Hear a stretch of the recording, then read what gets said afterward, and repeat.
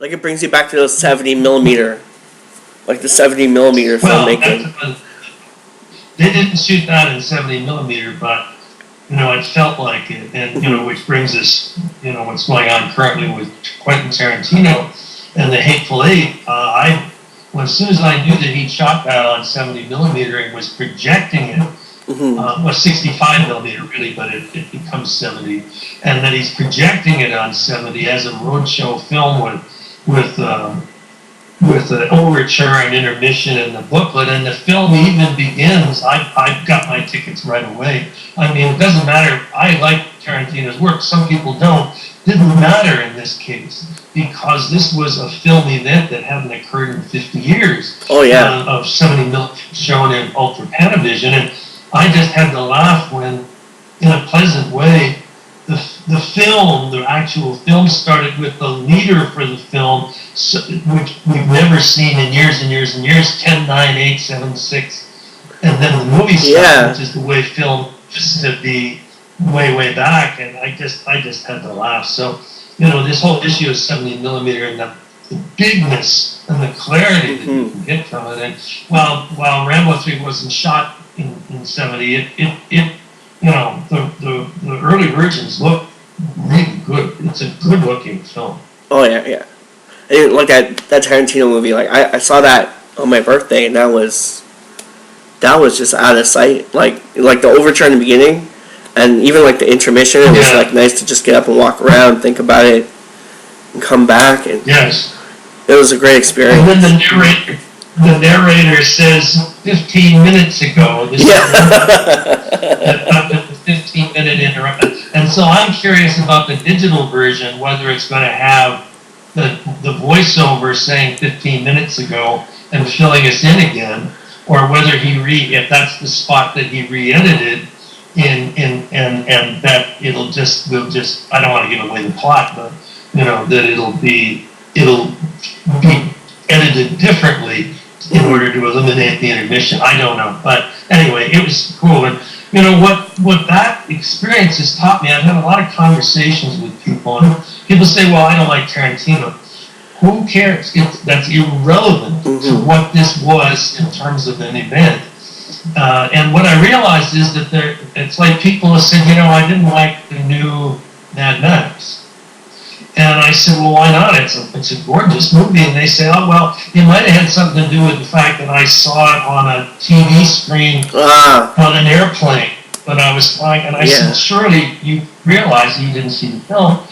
And some movies are movies. Yeah. They must be seen big. They were designed for that and fail even on so-called big screens at home. And this thing, what I saw with the curved screen for Hateful Eight, oh my God. And but anyway, what it taught me is that there are people who like story more than they like movies, more than they like films. And then I was at a dinner party the other night. I had a conversation with somebody who thought that Citizen Kane was one of the worst movies ever made, and I was just stunned by this thought. He felt it was boring, although at the time it would not have been boring because Hearst was.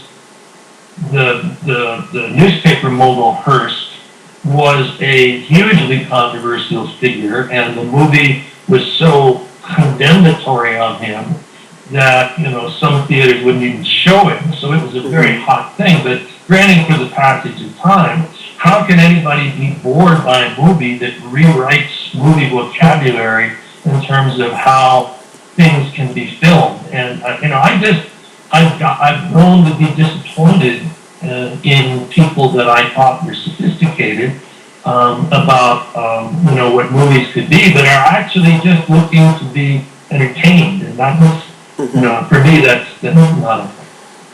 It's true. We've wandered farther afield from Rambo. Like I've talked to people who like for example, Mad Max, who were like, oh, it has no story, but there's a lot going on there that people just don't read between the lines, In Hateful Eight?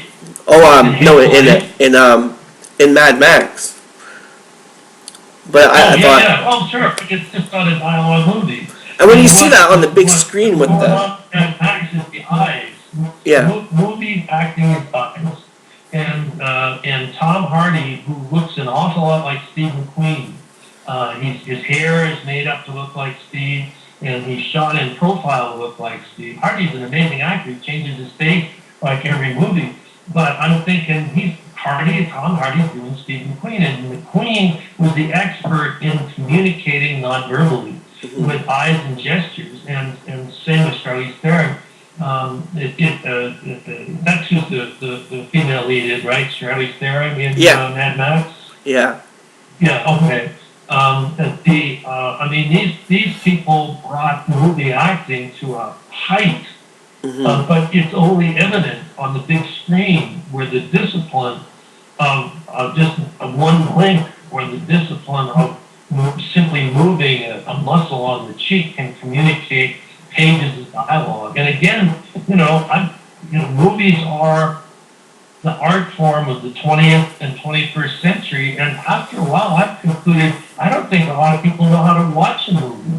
I was talking to a film student the other day. I mean, this somebody who felt that was pretty expert, and we were talking about the Grand Budapest Hotel, and I said, what really excited me about that film was that Wes Anderson uses 3 different aspect ratios in the story to identify different periods of time. That's amazing.